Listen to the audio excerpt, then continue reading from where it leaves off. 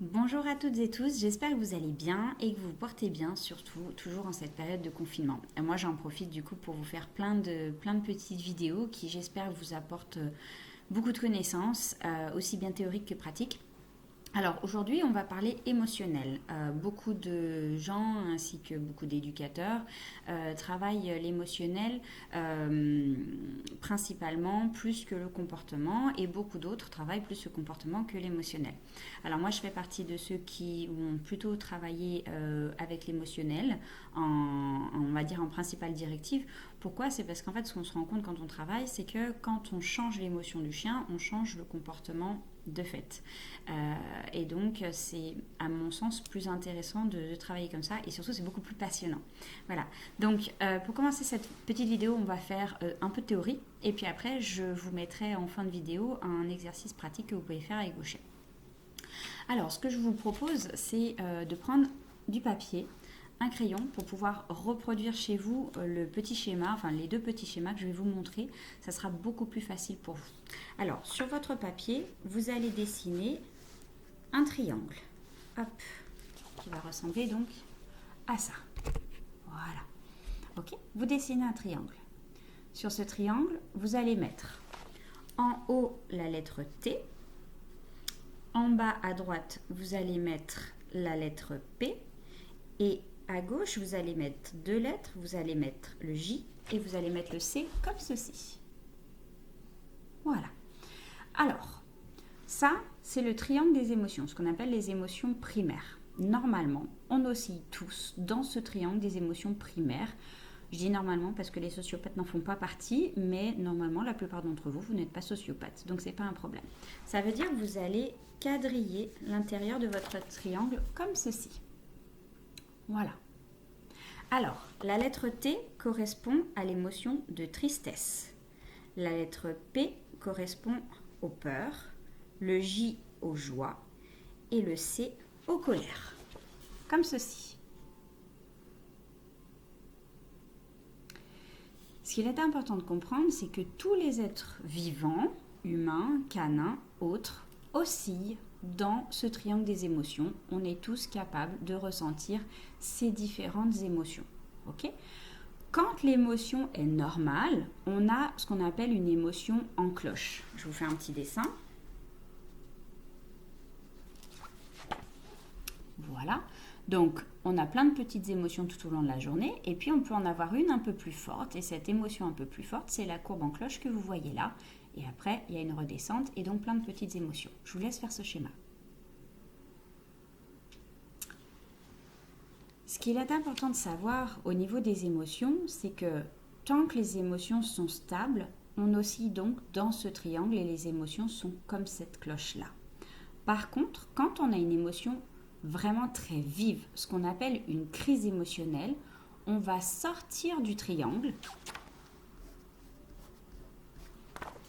L'émotion peut partir dans tous les sens, avec une émotion plus développée que les autres. Et surtout, notre émotion en cloche va faire une émotion en pic. Comme ceci. Ici, on a une émotion normale. Ici, on a une crise émotionnelle. Alors, qu'est-ce qui se passe quand on ressent une crise émotionnelle? Quand on ressent une crise émotionnelle, là, vous allez pouvoir noter sur votre petit papier la tristesse. Donc, on va faire un autre triangle plus grand qui sort de l'autre triangle. Là, je l'ai mal dessiné, mais vous faites un triangle, tac, d'accord? Qui sort. Et donc, en fait, la tristesse va se transformer en dépression. Les peurs vont se transformer en panique et en phobie, les joies en euphorie et les colères en syndrome rage. Alors on le note, la tristesse se transforme en dépression, la peur en panique et en phobie, entre autres, les joies en euphorie et les colères en rage.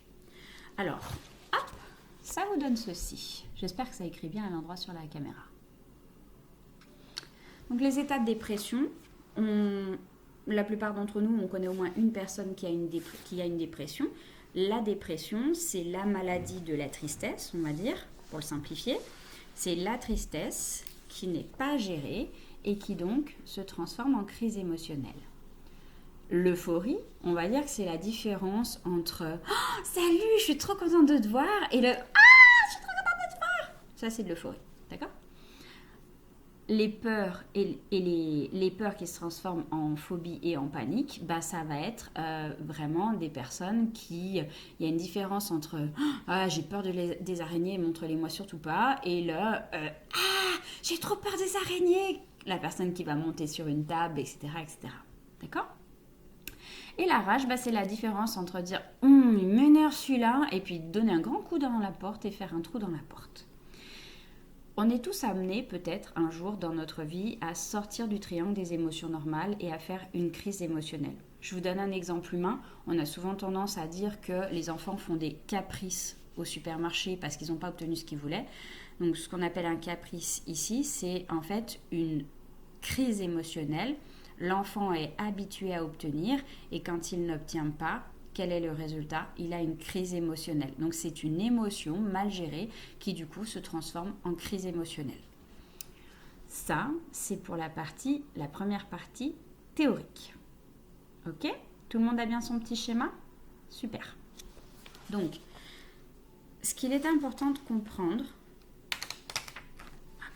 c'est que quand votre individu, votre canin fait une crise émotionnelle, vous n'allez pas la résoudre en simplement travaillant un comportement. Vous allez y résoudre en travaillant une émotion, d'accord? Alors, je vous mettrai en lien ma petite vidéo sur le saut sur les chiens. De mémoire, j'avais fait un petit schéma, je vais la re-regarder avant de diffuser cette vidéo, j'avais fait un petit schéma qui montrait que, en fait, quand par exemple vous rentrez chez vous, le chien est surexcité, il est donc en crise émotionnelle, et si vous lui dites bonjour, vous lui faites des papouilles tout de suite, vous récompensez la crise émotionnelle. Il me semble que je l'avais mis, mais si jamais je la rajouterai. Donc l'important, c'est de comprendre que je vais d'abord aller travailler sur l'émotion qui va de fait changer le comportement. Donc ça, c'est valable pour le saut, c'est valable pour l'excitation, mon chien qui voit un autre chien qui saute dans tous les sens, ça va être valable pour le chien qui vous mord quand il est excité. Voilà, ça va être vraiment valable pour plein de choses. Donc, on va faire maintenant ensemble une petite vidéo de travail qui vous permet de travailler sur le chien, la frustration et l'excitation. On va lui apprendre à se calmer pour obtenir, mais se calmer à l'intérieur de lui. Pas juste produire un assis, mais vraiment produire un état de calme. Quand on va avoir ça, vous allez pouvoir, notamment quand vous sortez balader avec votre chien, ce que je vous conseille, c'est de faire ce petit travail de relaxation avant de sortir, parce que ça permet de travailler votre marche en laisse, le chien qui était en laisse, ça permet de travailler plein de choses différentes. On revient tout de suite pour la pratique. Alors, c'est parti. Donc, ce que je vais faire, c'est que je vais vous demander d'observer surtout l'arrière-train du chien, donc notamment la queue. Donc, juste savoir que dans cet exercice, on a fait un pré-entraînement hier, donc il est un tout petit peu moins excité, enfin, même beaucoup moins excité. Donc, vous voyez que la queue, elle bouge beaucoup et que progressivement, ça se calme. De mon côté, qu'est-ce que je fais? J'ai simplement un bol avec des récompenses et de façon complètement aléatoire, je donne des friandises au chien. Je peux en donner plusieurs d'affilée, comme mettre un petit peu de temps de patience entre deux croquettes. L'objectif, par contre, quand vous travaillez ça, c'est que le chien ne soit pas en échec, c'est-à-dire que vous ne mettiez pas trop de temps malgré tout entre les friandises, de façon à ce qu'ils ne viennent pas sauter. Regardez également la posture de la queue. Au début de la vidéo, on a une queue plutôt haute. Là, elle bouge toujours, mais de moins en moins, et elle se stabilise de plus en plus, comme vous le voyez là. Et surtout, progressivement, elle descend.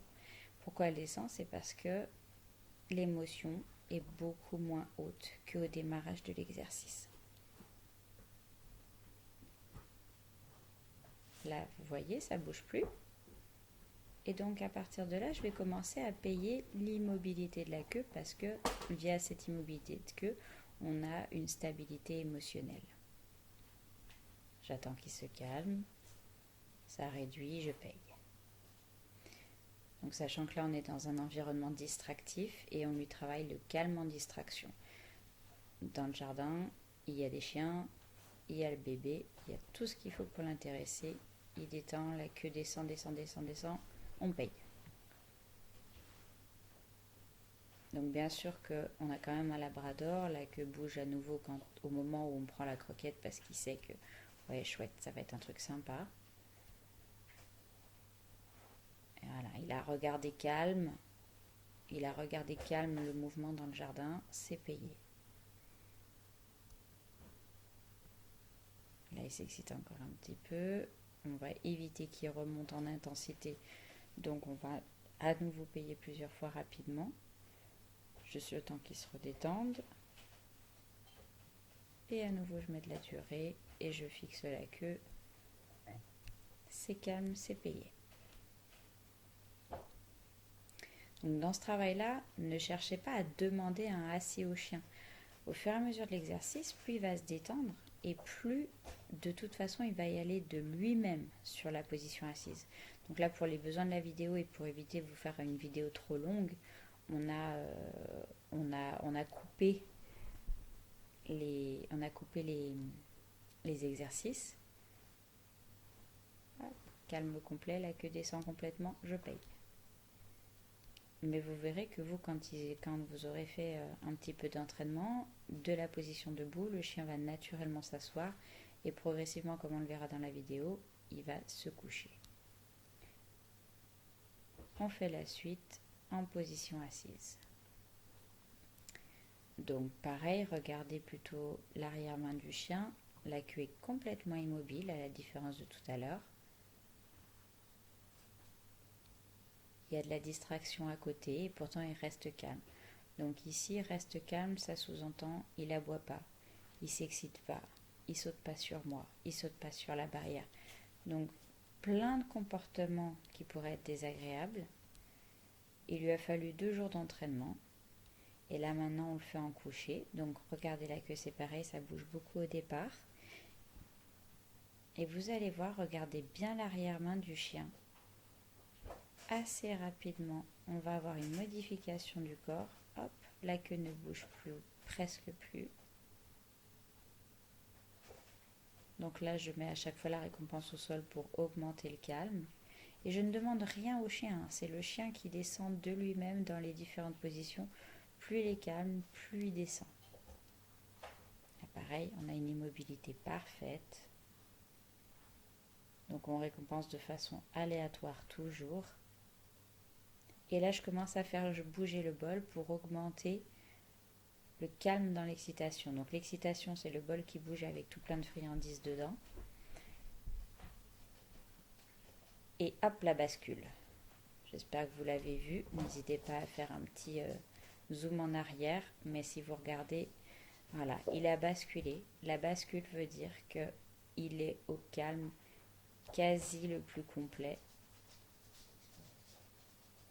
Et il a réussi à le faire alors que je secouais le bol avec les friandises. Et ça, c'est vraiment très très bien. Regardez la queue. Elle est complètement immobile. Il est parfaitement détendu. Et pourtant, il y a les chiens qui jouent à côté. Il y a le bébé. Il y a tout ce qu'il faut pour le distraire et l'exciter. Là, il y a eu 2 payes d'affilée. On met un petit peu de temps. Et le but, c'est qu'il apprenne à attendre et à attendre calmement.